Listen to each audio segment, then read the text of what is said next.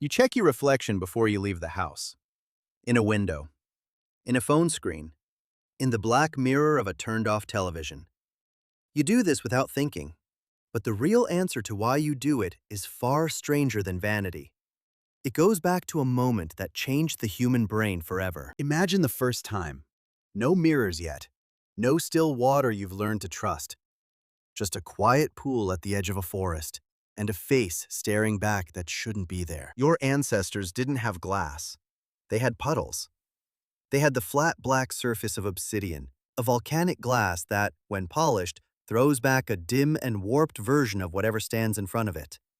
Archaeologists have found polished obsidian mirrors in Anatolia, in a site called Catalhoyuk, dating back roughly 8,000 years. That's old. But the real story starts earlier, long before polished stone, long before anything man-made. It starts with water. Picture an early hominin, maybe a member of Homo erectus, crouching at a still pond to drink. The surface is glassy, calm, and there, rippling slightly, is a shape.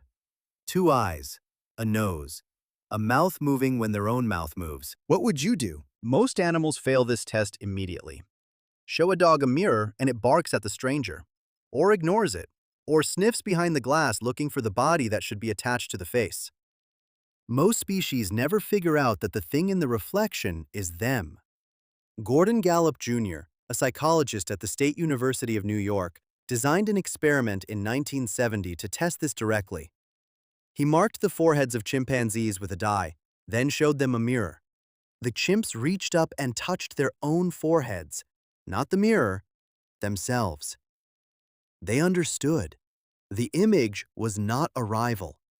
The image was self. This is called the mirror self-recognition test, and almost nothing passes it. Elephants pass it. Orcas pass it. Magpies pass it. Most primates fail it completely. Human children don't pass it either, not at first. A baby looking into a mirror treats the reflection like another baby, a playmate, sometimes a threat.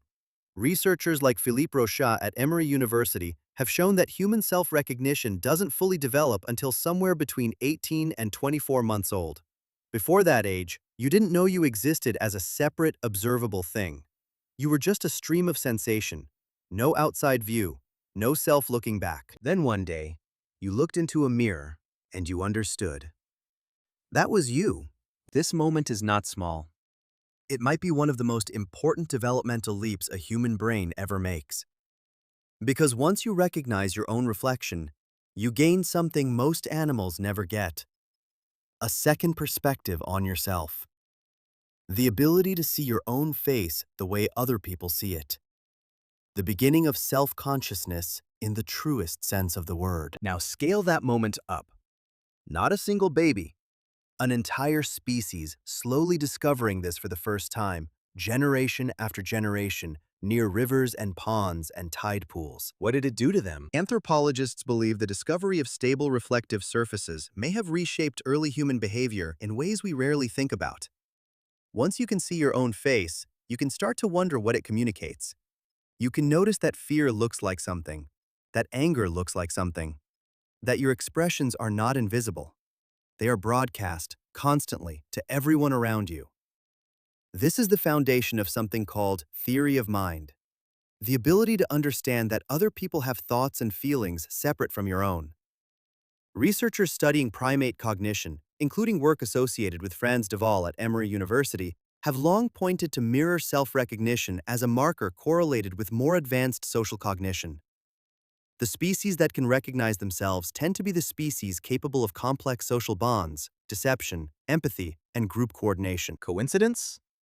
Maybe not. Here is the strange part. For most of human history, almost nobody saw their own face clearly. Polished obsidian was rare, blurry, available mostly to the wealthy or powerful. Bronze mirrors didn't appear until around 4,000 years ago in places like Mesopotamia and Egypt, and even then, the reflection was dim, greenish, and distorted. The first truly clear glass mirrors, backed with silver, didn't exist until the 1800s. Think about that. For the overwhelming majority of human existence, the average person had no real idea what their own face looked like. They knew it the way you know the back of your own head. through guesswork, through how other people reacted to them. Your ancestors learned who they were by watching the eyes of the people around them, not by checking a mirror. Their self-image was built entirely out of social reflection. A smile returned, a flinch avoided, a look of fear when they got too close, too loud, too strange. Now think about what changed when mirrors became common. Suddenly, you didn't need a tribe to tell you what your face was doing. You could check it yourself. You could practice a calm expression before walking into a dangerous negotiation. You could see the panic in your own eyes and try to smooth it away before anyone else noticed. The mirror became a private rehearsal space for the self. Psychologists have studied something called the mirror effect, sometimes referred to as objective self-awareness, first formally explored by researchers Shelley Duvall and Robert Wickland in 1972. Their experiments showed something deeply uncomfortable. When people are placed in front of a mirror, they become more self-critical, more aware of their own flaws, more likely to compare themselves to an internal standard and find themselves lacking. The mirror does not just show you your face. It activates judgment. This is why you sometimes avoid your own reflection on a hard day. Not because you forget what you look like, because some old, evolved part of your brain understands that looking will trigger evaluation. And yet you keep checking. Every day. Multiple times a day. Why? Because the part of your brain that lit up the first time your ancestors leaned over a still pond never really turned off. It just got a new tool. Phone cameras now serve the same function Obsidian once did, just sharper, faster, and everywhere. You glance at your reflection in a shop window for the same reason an early human leaned toward a pond. To check. To confirm. To ask silently, am I still me? And is what I'm showing the world the version I intend to show? There's something almost moving about that continuity.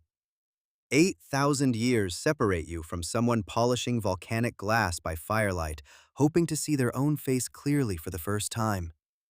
And yet the impulse is identical. Stand still. Look closely. Search the reflection for the truth of who you are. Some researchers argue this single capability, recognizing yourself as a distinct, observable being, may have unlocked an entire category of human behavior. Burial rituals, body decoration, self-portraiture, storytelling about the self rather than just the group. Once you can step outside your own face and observe it, you can imagine other people doing the same thing to you. You can imagine being remembered, being judged, being seen after you're gone. That is not a small cognitive trick. That might be one of the seeds of human culture itself. Consider what happens in the brain itself during this moment of recognition. Neuroscientists have spent decades trying to locate where self-awareness actually lives. Studies using brain imaging point to a region called the right inferior parietal lobule, along with parts of the prefrontal cortex as areas that activate specifically when a person identifies their own face versus a stranger's. Researcher Julian Keenan, who has studied self-recognition extensively, found that damage to these regions can impair a person's ability to recognize themselves in a mirror at all, even while their general vision remains intact. The self, it turns out, is not stored as one single image. It is constructed, actively, by a network of brain regions working together every time you look. This means self-recognition isn't passive. It isn't simply seeing. It is an active construction, performed fresh each time. Your brain is not retrieving a stored photograph. It is building you, moment by moment, out of light and memory and expectation. Now return to that early human at the edge of the pond. What they experienced wasn't just visual. It was the birth of a question that no other animal on the savannah was asking. Not what is that, but what am I? That question, once it exists, doesn't go away. It multiplies. It becomes the question behind cave paintings, behind burial mounds, behind the first time someone scratched a mark into stone to say, I was here. There's evidence this shift mattered immensely for survival, too, not just philosophy. Anthropologist Robin Dunbar, known for his research into social group sizes among primates, has argued that self-awareness and social awareness likely evolved together, feeding each other. The more clearly you understand your own mind, the more accurately you can predict someone else's. A hunter who understands his own fear can recognize fear in a rival. A mother who understands her own hunger can anticipate her child's. Self-recognition wasn't a luxury. It was a survival tool disguised as a philosophical puzzle. Think, too, about what it must have felt like the first 100 times. Not every early human who saw the reflection necessarily understood it right away.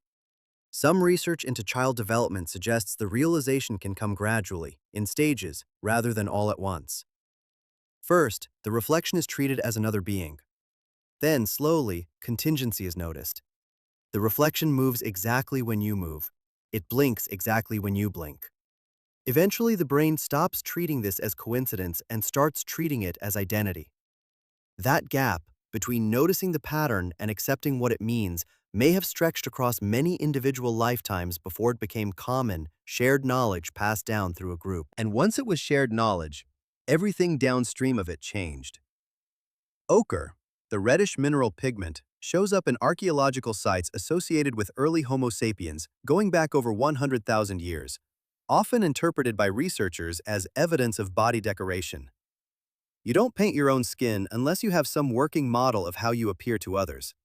You don't choose a color, a pattern, a deliberate mark, unless some part of you is imagining an observer, even if that observer is just your own reflected face in still water. This is the quiet thread connecting a pond 8,000 generations ago to the phone screen in your pocket right now. Both are asking the same question. Both are offering the same strange gift. A version of yourself, slightly delayed, slightly distorted, held up for inspection. You probably don't think of checking a mirror as a profound act. It feels automatic, almost embarrassing, a small vanity squeezed between bigger concerns. But underneath that small habit is one of the oldest unresolved relationships in human history.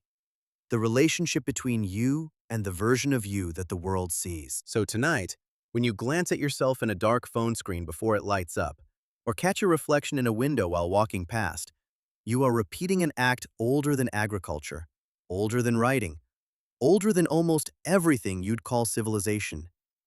You are doing what some early human did at the edge of still water thousands of generations ago. Leaning forward, searching a strange, rippling face, and slowly, quietly, recognizing it as your own.